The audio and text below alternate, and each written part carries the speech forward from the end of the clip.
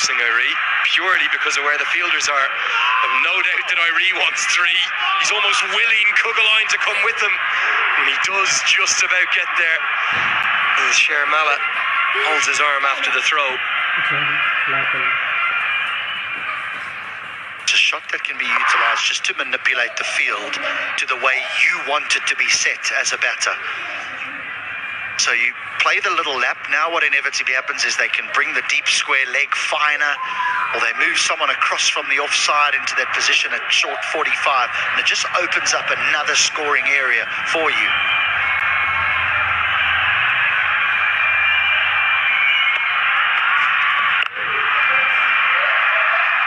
Good check of the stroke from Kugeline because he didn't get there. Yeah, I spoke to Scott Kugeline about one of the more controversial aspects or incidents that we've seen in the tournament when Ishan Pandey was retired, and he actually said he felt really bad about it. And then he watched back the coverage and he said, I know you and HD were spraying me to the heavens and I deserved it because I don't know whether it was the right thing to do. They asked me to go in and have a wind, and then I just couldn't get a hold of one. Ended up, I think, with 3 or 4 or something like that. That was Ishan Pandey being retired out. Well, I'd certainly never blame Scott Kugeline for going in. He didn't grab the coach by the scruff of the neck and say, send me in. Right. When he came down the wicket the last time to Rajbansi, I actually think he just cramped himself a little bit for room. He wants a little bit of freedom to be able to swing those arms through the ball. This is a big delivery here.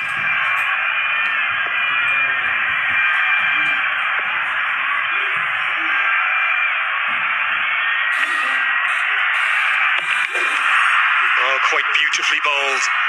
The tournament's leading wicket taker for a reason has finished maybe his best 4-over set of the tournament. 1 for 15 for him. It's 156 for 4.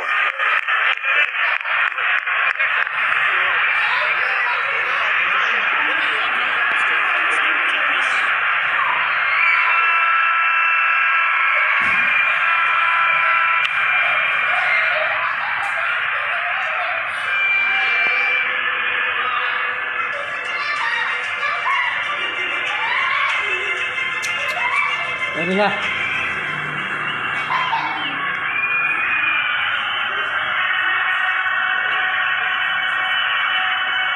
Now, something we all missed just the last ball of the previous over, at a very late stage, we were already offering the over break. Ismail Shinwari just said, can we just go upstairs just in case? Front foot's absolutely fine, nothing wrong with that. And I also think at the other end, I'm not even sure who appealed. Keep your eyes on Malanta here. It'd be interesting to see if there was an appeal. But absolutely fine. So Shinwari just wanted to double check it. Not out will be the umpire decision pending decision on screen. 18 balls left. Tiger at the crease. What can they get to? Neesham wants his wicket.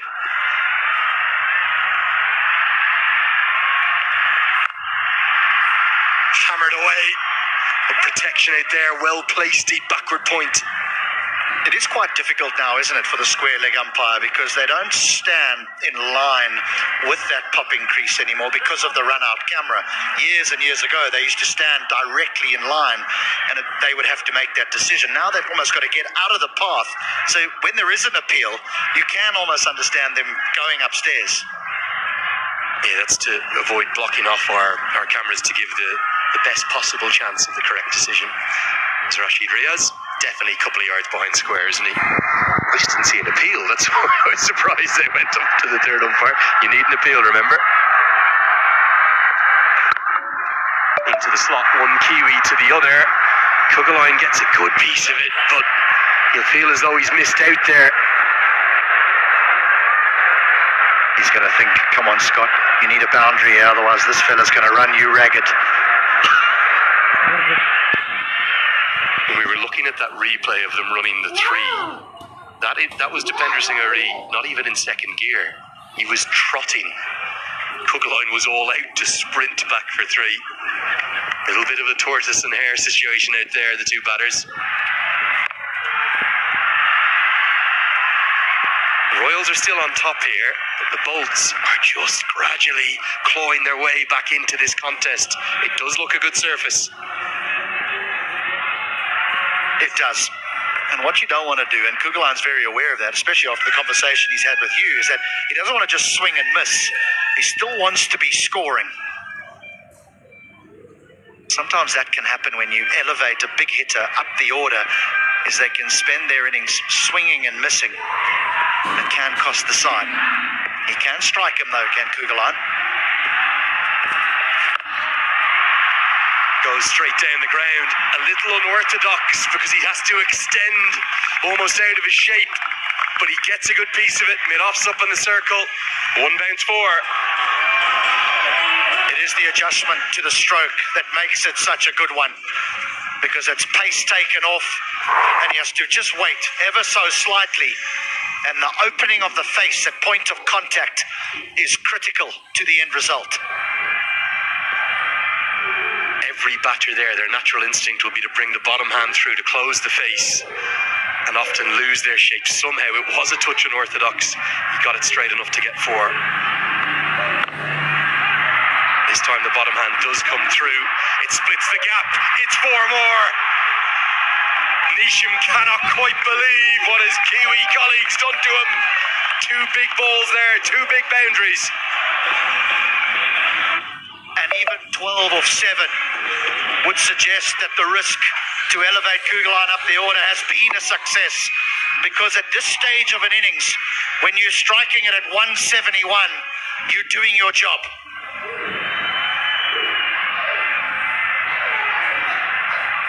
His job now may be to go 2-4-6. Irie would quite like to strike in the 19th, I feel. Instead it will be a dot. Irie will get the strike. Nisham will finish with 1 for 44. It's 1-6-7 for 4.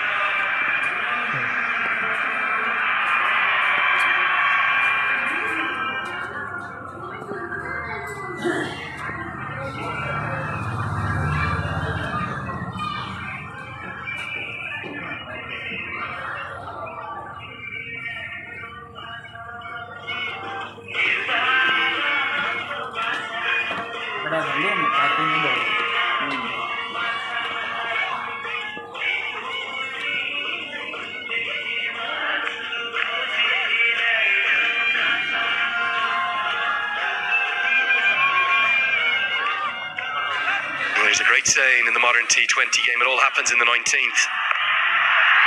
I think we're about to see something happen. Yes, we are. It's the big one. The Tiger falls to one of the bowlers of the tournament. Certainly the one who stood out the most with his wrist spin. It's Mohamed Mohsen. Just didn't get it fine enough. Uses those wrists so beautifully, does Dipendra Singh Irie. But unfortunately, this time he picks out the man at deep square leg. It is that subfielder dummy once more who takes the catch in the deep. He's enjoying his day out. The captain goes for 9, 1-6-7 for 5.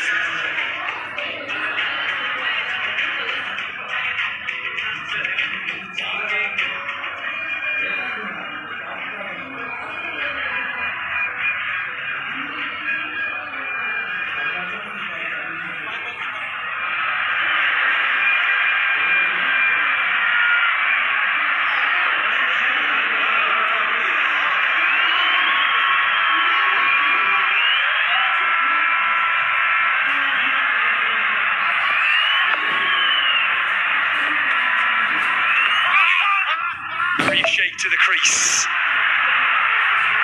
Big LBW shout. Brave bowling your wrist spinner in the 19th, but how well has Mohamed Mohsen responded? Marvellous catch held by the subfielder Hemant Dami, who's on for Shubh Kansakar. Let's hope he's okay to bat. They'll need him with the bat, the Bolts. It's the googly not picked again, and once more it's Dami in action.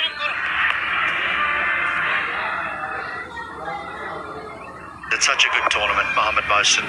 He's difficult to pick when he bowls that wrong, and that that was the leg spin, and it was just the bounce because of how tall he is that led to the thick outside edge going all the way to square leg.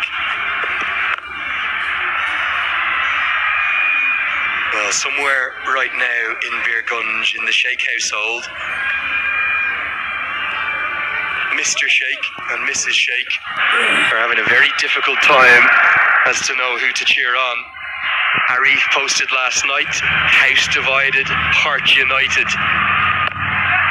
As Arif goes into the sky, deep mid-wicket out there. It's another one. It's Mohsen again. Rajbanshi takes the catch. The bolts bouncing back into this contest.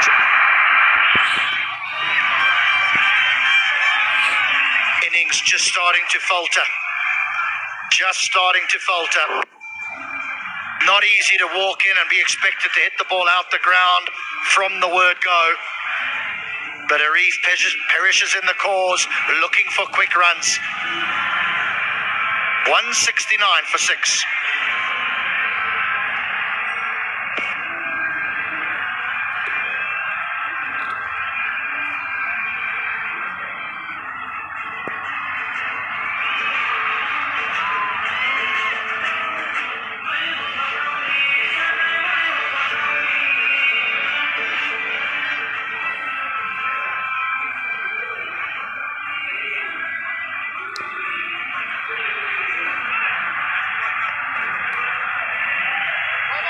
It's the good doctor to the crease, Dr. Ishan Pandey. The young left-hander has had a fine tournament. I know he's impressed many, the way in which he's played. May naturally be a little bit more suited to the ODI game, but he certainly has played his role for the Royals, who've had such a brilliant campaign. I just question the decision to send not just Arif Sheikh, but also Scott Kugelheim in ahead of him, particularly when Rajbanshi and Mohsen had overs left. This goes over the offside, another fielder there, but Nisham, I think he's misjudged it completely. It could have been 2 and 2 to close out the over. Instead, it's a boundary for Pandey. It's 173 for 6.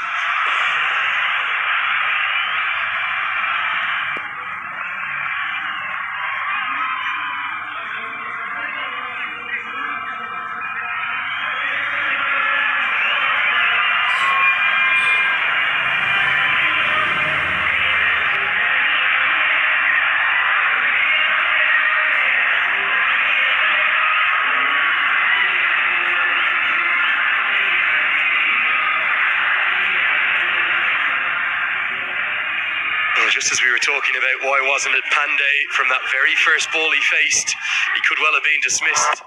Nisham might have misjudged this. Ball just keeps going away from him, to be fair. There's a bit of slice on it. Kugelheim has the strike for the final over. Another.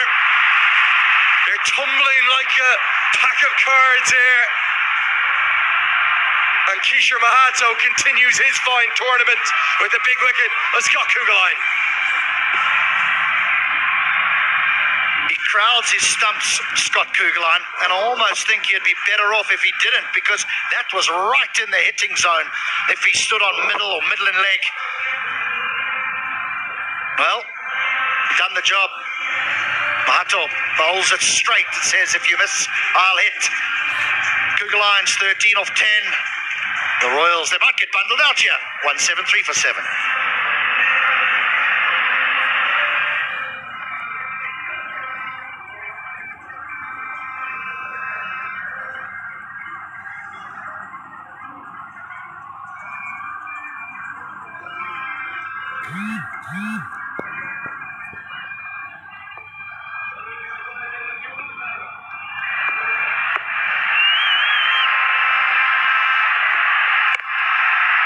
Buddier to the crease, pumps it down to long on. Pandey's quick between the wickets. That's great running for a couple. HD, after 15 overs, it was 143 for 2 with a ball to go. Since then, the Royals have collapsed in a heap. It would be easy to say that they'll be disappointed with the last 5 or so overs of this innings, but they've still got an immensely difficult score to chase for the Bolts. Straight down the ground, 2 fielders there. Oh dear! A collision, the last thing we want to see. Akash Tripathi, I think, is one of them. They probably couldn't hear each other. The end result will be 6, but much more importantly, let's hope the 2 fielders are all right. So difficult to communicate in this cauldron of noise. Straight down the ground. Yours, mine, who's taking it? In the end, no one. It looks as though they're both going to be okay as I glance out the window here. Rajbanji and Tripathi, they're both on their feet, so I think they're going to be okay. And thank God for that, particularly with Lalit Rajbanshi, because he has had 2 shocking injuries that he's come back from. A knee injury that was potentially career-ending. It was MCL, it was ACL and meniscus all at the same time, and then the broken collarbone less than 12 months ago too. His fielding has improved so much. He always gives 100%, and I'm just so glad that both he and Tripathi are okay. Big Maximum though gets the Royals up above 180. Everything must go. 3 deliveries left. Full toss, helped into the leg side. Fielder out there, Sharmala holds on to a good catch. Now both batters stare at the umpire. They want to have a look at this. It was a full toss. Was it too full? The umpires might be tempted to go upstairs and have a look.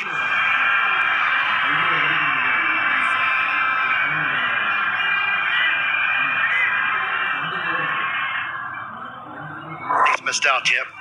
He's missed out. That you want to hit out the ground. They'll full toss, middle leg. That's a fine catch from Sharmala running in. He did everything correct. Once he's taken the catch, he slid in, made sure that his elbows don't smash into the ground and the ball doesn't pop out. So Naresh goes for 8. 181 for 8.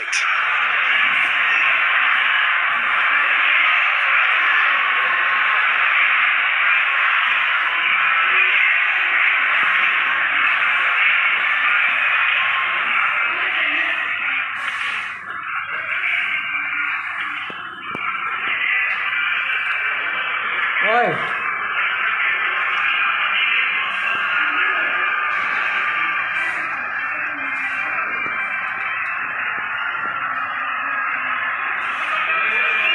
Well, chaos again, isn't it? Carnage, call it what you want. Cricket here at the TU, in this amphitheatre, in this cauldron, things happen. Naren Soud, the new man to the crease. They want the second, they're not going to take it. The last 30 deliveries alone, HD, 39 runs and 6 wickets. You can understand the manner in which they've gone about trying to post this total, because when you have such a good platform to work with, you're going to come in all guns blazing, and that's what virtually every batter has done. And in the process, they've lost an enormous amount of wickets, but they are posting something very significant in a final here. This fella has 4 off just 1 ball. Underused, maybe.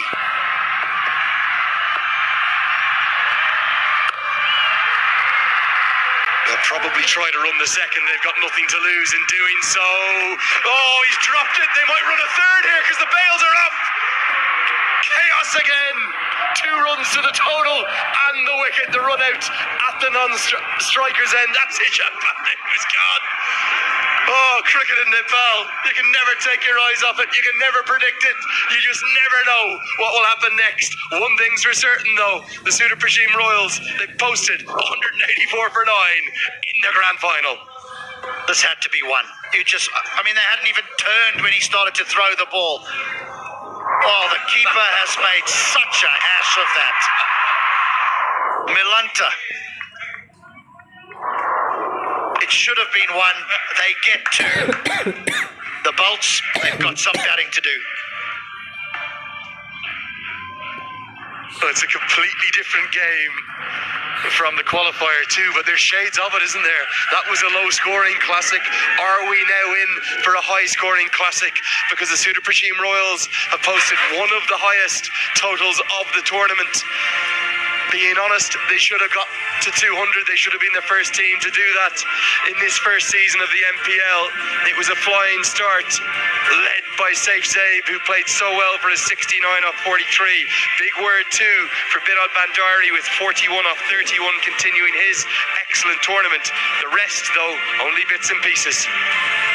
The critical thing there's only one batter in Arif Sheikh who has scored at less than a run a ball. Otherwise, everyone else is more than a run a ball.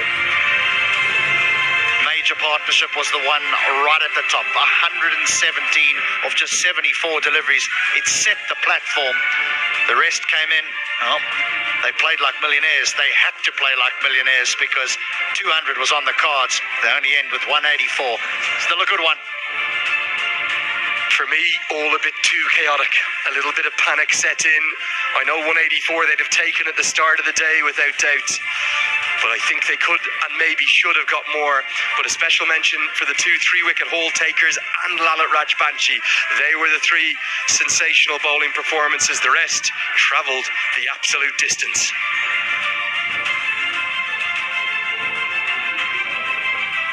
We knew that this was going to be special today. The third meeting of the El Clasico between Sudurpaschim, and right from the off it was a flying start. 28 runs from just the first 2 overs, then a bit of a lull before the power play ended with 48, and Saif Zaib just kept going. That was when he got to his 50. The opening partnership was worth 117. Yeah, they got their chances as well. Zaib was put down twice. This was a tough one running in. Eventually he was dismissed for 69. Brilliant 69 of just 43 deliveries. Binod followed very quickly after, and this is when the Bulls staged a little bit of a fight back. Harmeet was sent in at number 3, which was a little bit of a surprise to all of us, considering Dipendra Singh Air's tournament, that he too scored it quicker than a run a ball. Then Macmillan was knocked over by Nisham, and the Bolts were well and truly fighting. Yeah, you got to give great credit to the Bolts for the way in which they fought back, and Hemant Dami, not in the starting 11. Many thought he should have been throughout this tournament. 2 brilliant catches on his subfielder. Arif came in and came out in a heartbeat. And then Kugalain was castled by Mahato, who continued his impressive tournament. We're really glad both these 2 fielders out there were all right. It was a full toss that got Mahato his 3rd. The catching improved, and then a calamitous, amusing run out to end. And great credit to the way in which, after the error, we saw Malantha hold his nerve and get the throw to the non-striker's end. It means it'll be 185 to win the phases. You could argue that the last one has belonged to the Janakpur Bolts. The first 2 definitely belong to the Sudurpaschim Royals. And with momentum being such a big thing in limited overs cricket, particularly T20 cricket,